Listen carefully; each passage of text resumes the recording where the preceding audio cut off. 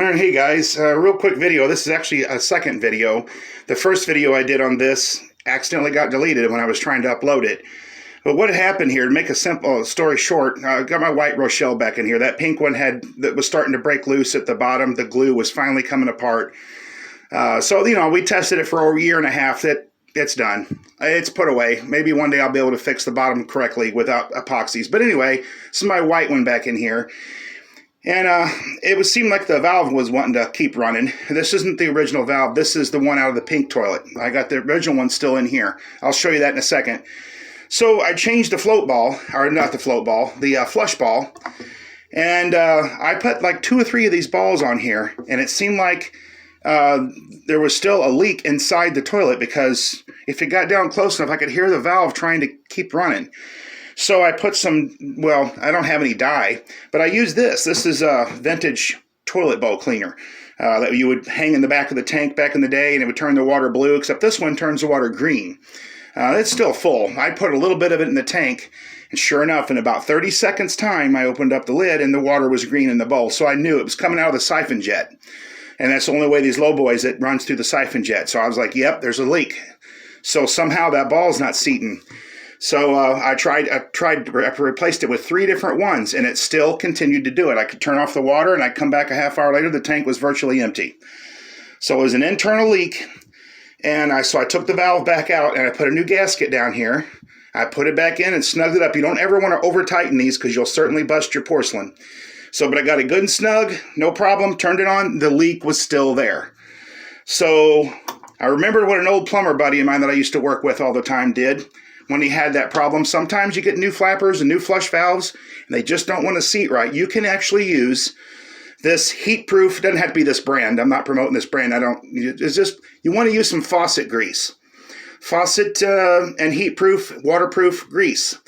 And you'd put some around the inside of where your surface area here, where your ball seats up, and you put a little thin layer around the ball, and that works, and it did the trick. Now I had some in here, this is the second day, and I filled it up the tank with the green dye, and there's no green dye in the bowl.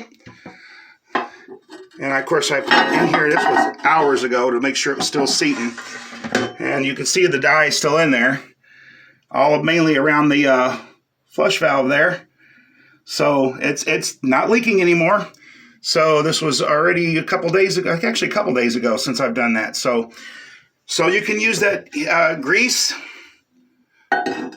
on the flushable.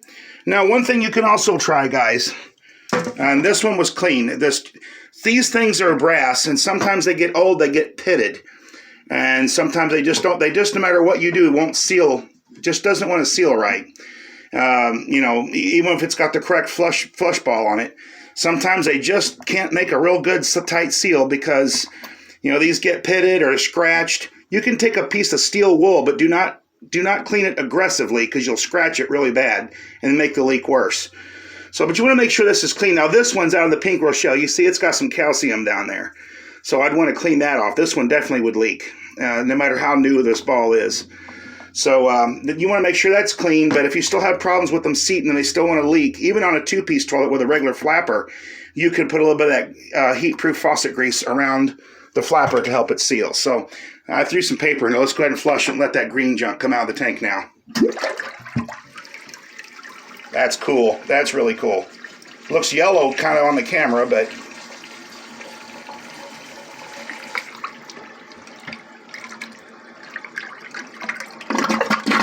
there you have it. All right, guys, thanks for watching. I just wanted to do a quick little tip there. Something you can look at. And like I said, this one's out of the pink Rochelle. So this one's got a problem where this rod is bent, as the ball doesn't even want to go down over the thing right. So, yeah. But anyway, I got it for parts. It doesn't leak or anything.